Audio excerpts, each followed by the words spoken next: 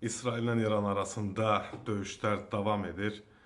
İsrail raket zərbələri endirib İrana, İran da İsrail əlbəttə ki, Məşədin də vurulduğu deyilir. Məşəd şəhərində daha doğrusu yanacaq doldurma məntəqəsinin.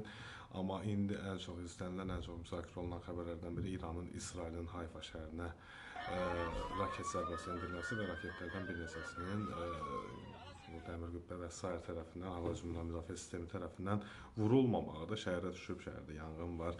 Ən azı 4 nəfərin yaralandığı bildirilir.